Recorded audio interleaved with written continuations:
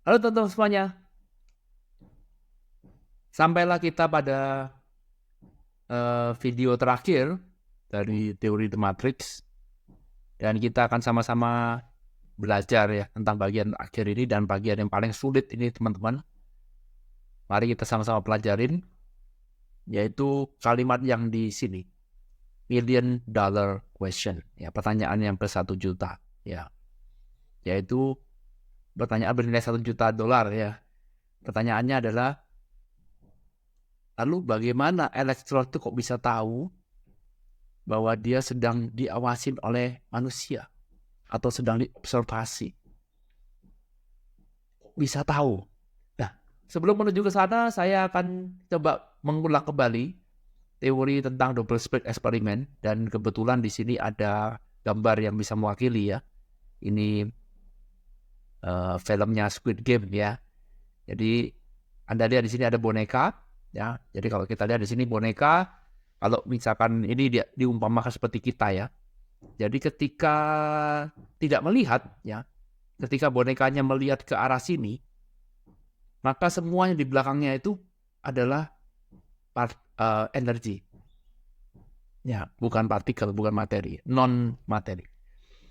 Tetapi ketika ada pengamat, nah ya, ketika diamatin, ketika boneka ini berbelok ke arah sini, maka semua yang tadinya energi, semua tadinya adalah wave, ya, maka semua elektron berubah menjadi materi. Kita sudah bahas panjang lebar di dalam double slit eksperimen. Silahkan lihat di dalam video sebelumnya. Nanti linknya akan saya kasih ya, bahwa ada perbedaan ya. Jadi ada faktor pengamat. Sebuah elektron itu bisa menjadi partikel atau menjadi gelombang. Itu semua faktor pengamat ini sangat-sangat penting. Ya, jadi ketika tidak ada pengamat, maka semua elektron akan berubah menjadi wave secara otomatis. Tetapi ketika diamatin, ya ketika diamatin langsung berubah menjadi materi. Ini yang kita ngomong sebagai materialize ya. Jadi yang bisa mematerikan gelombang itu adalah atensi. Atensi dari pengamat. Oke. Nah, pertanyaannya ya, ini pertanyaan yang sangat-sangat luar biasa ya. Ini tidak mudah untuk menjawabnya.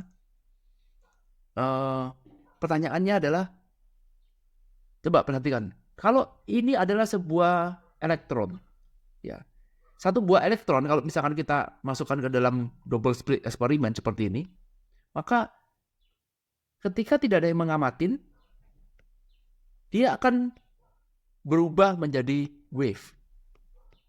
Ini, ya. Tetapi ketika dia diamatin, dia akan berubah menjadi materi. Ini mata ya, ini misalnya mata, ini alisnya mata ya. Ini mata melihat, ya, ini mata memberikan atensi. Ini pada elektron ini, maka mendadak elektron ini berubah menjadi materi.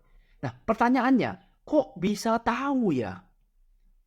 Bagaimana elektron ini bisa tahu bahwa ada yang mengamatin? Ya, paham ya? Bagaimana elektron ini kok bisa tahu ya kalau ada yang mengamatin? Jadi sehingga dia bisa bertindak. Ya, kalau ada pengamat dia akan berubah menjadi materi, bertingkah laku seperti materi. Kalau nggak ada pengamat dia akan berubah menjadi gelombang. Ini tergantung. Ini ada pengamat. Jadi kalau misalnya ada pengamat seperti ini, ya. Ini matanya, lihat sini. Ini mata. Dia langsung berubah jadi materi. Kok bisa tahu elektron ini kalau diamati, apakah elektron ini hidup atau tidak? Nah, mungkin jawabannya, mungkin ya, sekali lagi ya, kita diskusi ya, belum tentu benar ya. Kita diskusi, belum tentu benar. Mungkin elektron ini akan merespon terhadap sesuatu, apa yang dimiliki oleh pengamat. Ya misalkan saya pengamati di sini, mengamati elektron di sini. Ini mata saya, lagi-lagi ini mata ya. Ini alisnya. Mata saya melihat elektron ini, maka bukan elektronnya itu makhluk hidup ya, bukan elektronnya itu punya punya mata lalu bisa melihat, ada yang ngawasin nih, maka gue jadi materi. Enggak. Tetapi elektron ini kemungkinan merespon terhadap sesuatu atau apa nih? Suatu energi yang dimiliki oleh si pengamat ini, yaitu adalah atensi. Fokus. Ini membuktikan bahwa ini atensi dan fokus ini adalah energi. Energi. Ini teman-teman, poinnya. Jadi hati-hati. Di mana atensimu mengalir, disitulah itu akan menjadi materi. Ya kan? Nah, elektron ini sekali lagi merespon, ya. Dia merespon terhadap atensi yang mengenai dirinya. Jadi bukan elektronnya nih seperti makhluk hidup lalu dia tolak-tolak, ada pengamat, udah kalau gitu gue jadi materi. Enggak. Begitu ada atensi, maka dia rutenya langsung ke sini. Ini seperti sudah hukum alam. Jadi ini membuktikan bahwa atensi kita itu meskipun tidak terlihat oleh mata, tapi atensi kita itu bisa direspon nyata adanya. Buktinya elektron aja bisa merespon. Ya. Oke. Contoh sederhana. Bagaimana atensi itu beneran nyata. Ya, jadi misalkan ketika saya sedang jalan di mall, eksperimen ya. Ini Irwan sedang jalan di mall. Dengan syarat Irwan nggak boleh pegang handphone ya, benar-benar aware ya. Kalau Irwannya pegang handphone ya nggak aware, ya kan? Tapi kalau Irwan tidak pegang handphone, dia jalan benar-benar at that moment. Ya. Nah, lalu kemudian dari belakang misalkan diikutin, ada eksperimen, Anda lihat ada satu orang namanya misalkan Budi misalkan ya. Nah, Budi ini kita buat eksperimen, coba deh kamu ikutin orang ini. Kamu di belakangnya. Taruh atensinya di belakang kepala. Terus jalan nanti ada satu saat tertentu, Irwan akan menoleh ke belakang seolah-olah merespon seperti Irwan tahu bahwa dirinya sedang diamatin oleh seseorang. Ya. Good. Pernah ngalami seperti itu? Ya, biasanya cewek lebih peka. Ya, jadi kalau ada cewek itu ada cowok lihat dari jarak jauh ya. Ada cowok ngasih dari jauh, itu biasanya kelihatan. Matanya cowok suka jelalatan ya. Cewek matanya radiusnya lebih luas. Biasanya cewek lebih peka. Dia tahu nih kalau ada orang laki yang memperhatikan dia tahu. Padahal tidak direct secara langsung. Padahal orang laki itu mungkin jaraknya jauh. Tapi dia bisa merasakan seperti ada yang merhati. Ada yang pernah mengalami seperti itu? Ya. Ini mungkin menunjukkan, sekali lagi, boleh dibantah, boleh nggak suka, boleh nggak setuju. Ini mungkin menunjukkan bahwa betul yang namanya atensi itu benar nyata dan bisa direspon. Kita nggak bisa melihat barangnya, sama seperti gelombang radio. Gelombang radio nggak bisa dilihat. Gelombang televisi nggak bisa terlihat. Tapi kalau kita menggunakan instrumen yang tepat, kita bisa kok menangkap itu. Signalnya bisa kita tangkap. Nyata ada. Nah, kalau misalkan atensi itu beneran ada, maka hati-hati. Nah, ini adalah super power kita. Kalau misalkan atensi ada, saya ulang lagi ya. Kalau misalkan atensi beneran ada, hati-hati. Karena ini adalah super power kita. Karena di mana atensi mengalir, di situ energi akan berubah menjadi materi. Ini semua dalam bentuk potensi, betul? Ini akan menjadi materi. Semua awalnya dari potensi, non-matter. Bukan materi. Yang membuat non-matter jadi matter adalah atensi. Semua awalnya, perhatikan, awalnya dari potensi. Contoh misalkan, saya adalah seorang insinyur, ya. Berencana mau membangun gedung bertingkat di jalan A. Wah, ini belum pernah ada sebelumnya. Saya membangun gedung bertingkat, lantai 30 lantai. Lantai 30. Lah, semua tuh awalnya dari mana? Semua awalnya dari rencana, dari impian, dari keinginan. Lah, Namanya impian, keinginan, rencana itu apa ada barangnya? Nggak ada. Ya, semua itu berawal dari potensi. Dari angan-angan dulu. Dari impian ada kepala saya. Kayaknya kalau ini dibangun gedung bertingkat, oke deh kayaknya. Lalu kemudian saya terus cari atensi, kasih atensi terus di sini. Saya kontak si A, kontak si B untuk pendanaannya, untuk gabung bagaimana membangun infrastrukturnya. Mungkin kita gabung bagaimana mencari tenaga kerjanya, bagaimana ini itu dan segala macam. Kita terus cari atensi kita kasih terus. Lama-lama apa yang terjadi? Lama-lama dia akan berubah menjadi materi. Syaratnya saya memberikan atensi terus-menerus. Terus-menerus. Bukan satu kali atensi, enggak. Tapi terus-menerus. Ya, ini namanya niat. Betul? Beda dengan orang berhayal, enggak niat. Kalau niat itu kasih atensi terus. Jadi niat membayangkan plus action. Bayangkan action. Bayangkan action. Oke, dijalani. Meskipun sebatas impian, meskipun uangnya dari mana enggak tahu. Mungkin ilmunya juga nggak tahu harus kontak siapa, tapi terus kasih atensi, lama-lama dibuka jalan terus kali, pelan-pelan lama-lama terbentuklah gedung. Dari yang tidak ada menjadi ada. Semua awalnya dari mana? Awal semuanya itu dari potensi, non matter. Sampai sini bisa ngikutin? Ya. Nah, yang paling cilaka adalah bagaimana kalau sekarang dari awal aja, ini fondasi ya, ini kan fondasi. Bagaimana kalau sekarang dari fondasinya aja kamu sudah pesimis? Ya. Jadi potensinya ini harus kita arahkan menuju hal yang positif.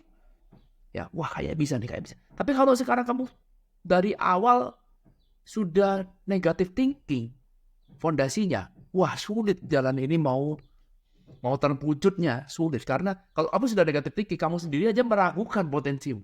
Ya, sehingga atensi yang dikirim adalah atensi keraguan-raguan, tidak yakin, bingung. Ya, apalagi nggak tahu harus bagaimana.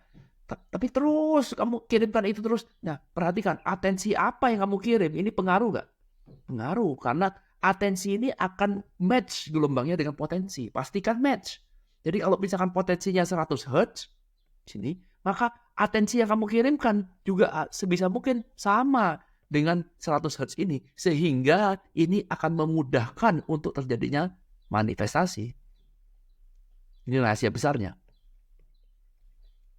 Ya, jadi kualitas dari atensi, bukan cuma kirim atensi. Kalau atensi kamu tidak match dengan impian kamu, dengan potensi itu, ya nggak bisa. Contoh misalkan, mau bangun gedung, frekuensinya 100 Hz. Kita kirimkan atensi yang 50 Hz. Karena mungkin kita ragu-ragu, apa iya, apa enggak. Ya, wah bingung semuanya. Jadi, serba nggak jelas. Oke, bisa dipahami? Jadi atensi bukan cuma sekedar atensi, tetapi atensi yang sesuai dengan hertznya. Ya, karena itu kalau kita orang Jawa ya atau Anda dari suku manapun, kita semua itu pasti memulai usaha baru selamatan dulu, benar? Oops, kenapa ini ya? Wah ini atensinya nggak sesuai nih. Kita pause dulu ya. Oke, ya jadi dalam budaya kita ya, kita ada mengenal namanya selamatan. Hai, kenapa ini ya? I don't know ya, ini kenapa terjadi saya nggak tahu. Coba kita pause lagi.